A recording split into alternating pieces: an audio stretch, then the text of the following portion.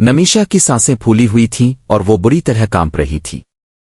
इसके बाल बिखरे हुए थे। वो आईने के सामने खड़ी खुद को देख रही थी और अपने बाल बांधने की कोशिश कर रही थी, मगर घबराहट के मारे कुछ नहीं कर पा रही थी। इस रात नमीशा को पहली बार अपनी रात देर तक जागने की आदत पर अफसोस हुआ। नमीशा को डर था कि कोई अब भी इसका पीछा कर रहा है।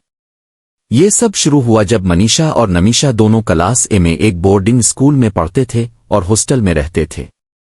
वो बोर्डिंग स्कूल पढ़ाई के लिहाज से बेहतरीन माना जाता था, लेकिन इसके गर्ल्स हॉस्टल की कहानी अलग ही थी। 5 साल पहले 9वीं क्लास की एक सीधी सादी और होशियार लड़की की मौत इसी हॉस्टल के 5वीं फ्लोर पर हुई थी। किसी को समझ नहीं आया कि वो मरी तो मरी कैसे। टीचर्स और वालिदैन कहते थे कि ना वो डिप्रेशन में थी और ना ही पढ़ाई का कोई दबाव था। शुरू में सब ने समझा यह कत्ल है, मगर पुलिस को कोई सबूत नहीं मिला और केस बंद हो गया। आहिस्ता आहिस्ता एक अफवाह फैल गई कि इस लड़की की रूह अब 5वीं फ्लोर पर रहती है।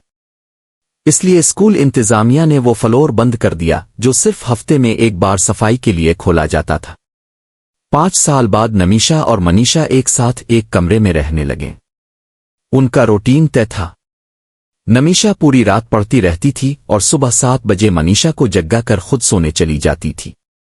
मनीषा ऐनक पहनती थी और उसके हाथ में इसकी मां का दिया हुआ काला धागा बंधा रहता था। 5वीं फ्लोर की कहानियों पर वो दोनों भी ज्यादा यकीन नहीं करती थी, मगर फिर भी वहां कभी नहीं गईं। लेकिन 10 दिसंबर की रात कुछ ऐसा हुआ जिसका मनीषा को इल्म तक ना था।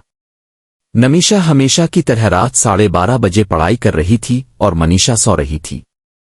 अचानक नमीशा का गला खुश्क होने लगा तो वो हाल में काफी बनाने गई। पूरा हाल सुनसान था। सब अपने कमरों में सो रहे थे। बस काफी मशीन की आवाज आ रही थी। काफी लेने के बाद नमीशा मुड़ी तो चौंक गई। पीछे मनीषा खड़ी थी। अंधेरे के बाइस इसका आधा चेहरा नजर आ रहा था। इस रात मनीषा कुछ बदली हुई लग रही थी। ना इसने ऐनक पहनी थी, ना उसके हाथ में काला धागा था। नमीशा ने पूछा कि वो इतनी जल्दी क्यों जाग गई। मनीषा ने जवाब दिया, चिल्लू 5वीं फ्लोर की बालकोनी में चलते हैं।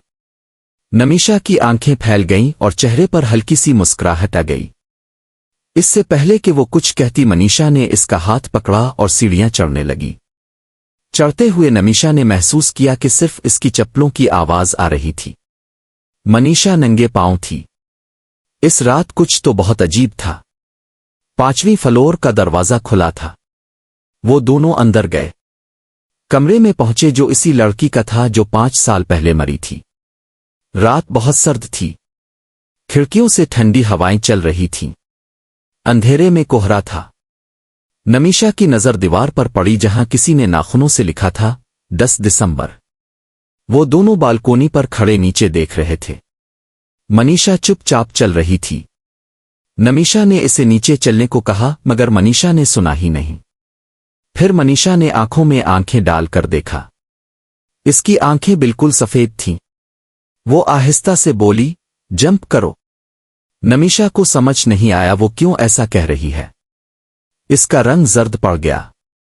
मनीषा की आवाज और भारी होती गई, जंप जंप। नमीशा जैसे हिप्नोटाइज हो गई थी। वो अपने बाल खोल रही थी। आहिस्ता आहिस्ता वो मनीषा के काबू में आ रही थी। फिर अचानक नीचे जोर से आवाज आई।